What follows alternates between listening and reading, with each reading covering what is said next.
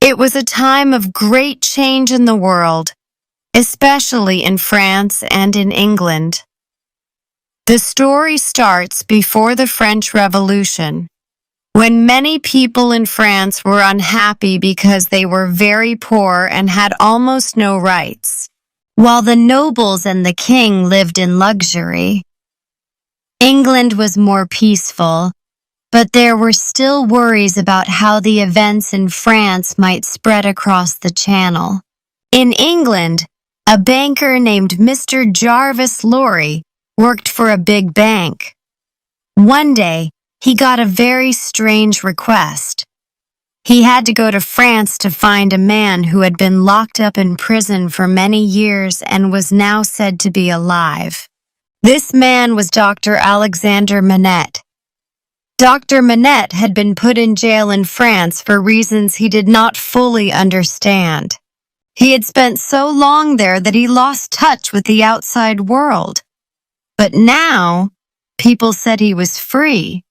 Mr. Lorry traveled to France and discovered that Dr. Manette had been hidden away in an old attic after his release. He spent his days making shoes, as that was his only way to keep his mind busy while in prison. When Mr. Lorry found him, Dr. Manette was afraid and confused, hardly able to speak normally. But Mr. Lorry brought Dr. Manette back to England, where Dr. Manette began to heal with the help of his kind and loving daughter, Lucie Manette. Lucie had never really known her father, but she took care of him and gave him strength, showing him that he was not alone. Slowly, Dr. Manette got better. A few years passed, and Lucie grew into a gentle, beautiful young woman. She and her father lived peacefully in England, grateful for their new life.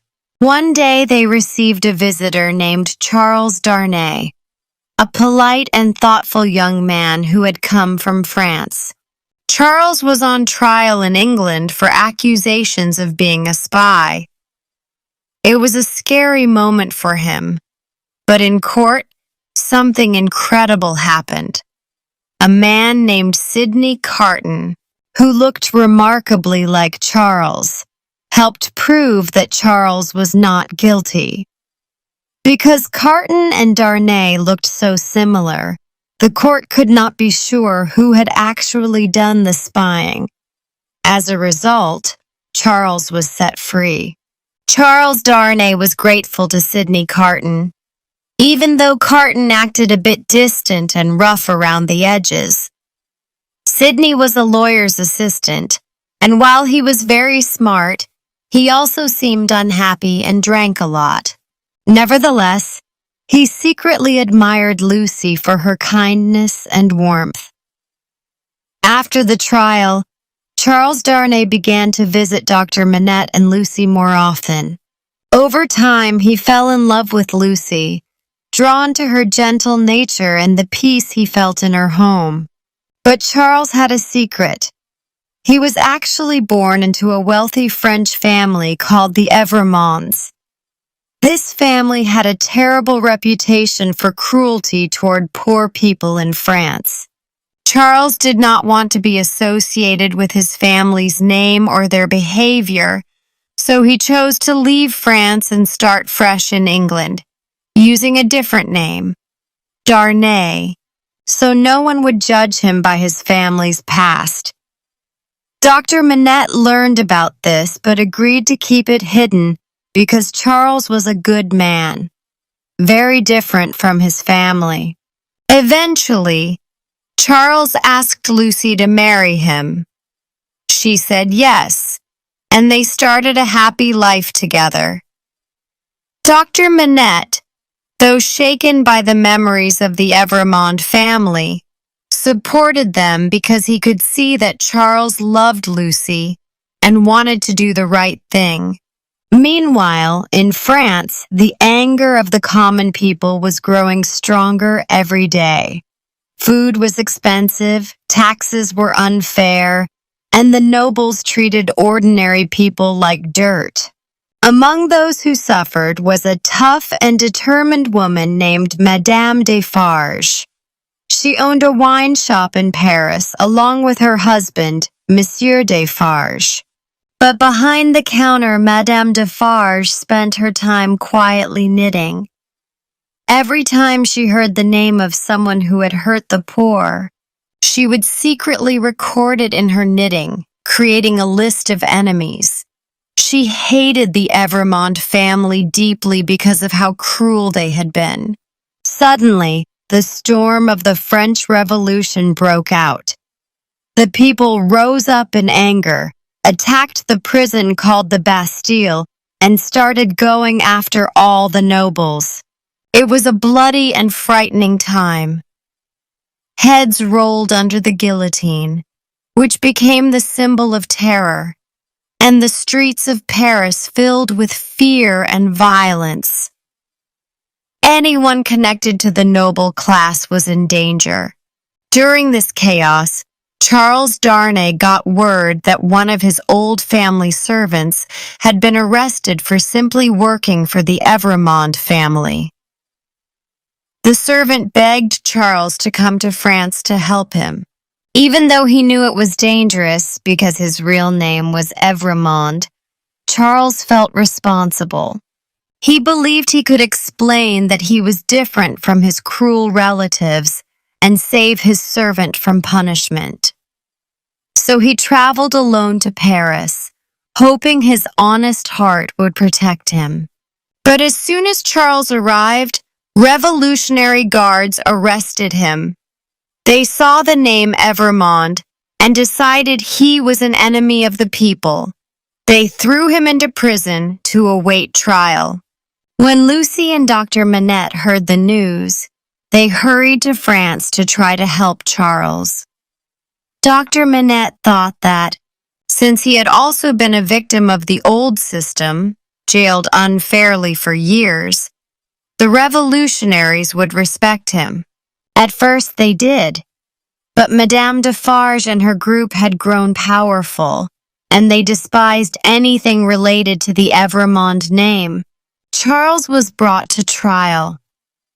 Dr. Manette spoke in his defense, explaining that Charles was a good man who had never hurt anyone. Many people believed Dr. Manette because they remembered how he had once suffered. So Charles was set free. Lucie was overjoyed, thinking they could finally escape back to England. However, Madame Defarge and others were not satisfied. They found a letter Dr. Manette had once written while in prison, describing the Evremond family's cruelty. His included what they did to Madame Defarge's own family. Furious, Madame Defarge used the letter to accuse Charles again. Suddenly, Charles was rearrested. This time, even Dr. Manette could not save him. Charles was sentenced to die under the guillotine. Lucie was heartbroken, and Dr. Manette was so terrified and distressed that he seemed to lose himself again, falling back into the mental torment he had experienced in prison. It felt like all hope was lost. But at this darkest moment, Sydney Carton appeared in Paris. He secretly visited Charles in prison. Carton, who looked almost identical to Charles, came up with a bold plan. He would use his resemblance to Charles to take Charles's place in the prison cell, letting Charles escape with Lucie. Charles didn't want Sydney to sacrifice himself, but Sydney was determined. Deep inside, Sydney Carton loved Lucie. And although he knew she did not love him the same way, he wanted to save her husband for her sake. He believed this was his chance to give his life meaning. With the help of a friend, Sydney knocked Charles unconscious, swapped clothes with him, and arranged for Charles to be carried out of the prison while he stayed behind. Lucie, thinking Charles was still doomed, was whisked away to a carriage. Only when she saw him regain consciousness did she realize that Sydney was sacrificing himself. They fled toward England, tears in their eyes, praying for Sydney. Meanwhile, Sydney Carton calmly faced the guillotine in Charles Darnay's place. Just before he died, he felt at peace, thinking, "It is a far, far better thing that I do than I have ever done." He believed that giving his life to save others was the most noble and good act he had ever performed. Back in Paris, Madame Defarge tried to harm Lucie and Dr. Manette, believing they were still a threat. But her plan failed. She confronted Lucie's loyal caretaker, Miss Pross, and in their struggle, Madame Defarge's own gun went off, killing her.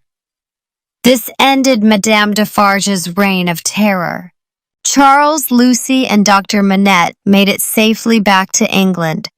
Forever grateful to Sydney Carton, the troubled man who had found redemption by giving up his life for the woman he loved. Dr. Manette gradually recovered, knowing they owed everything to Sydney's brave act. In the end, A Tale of Two Cities reminds us of the power of sacrifice, the terrible cost of revenge, and the beauty of love and loyalty that can shine through even in the darkest of times.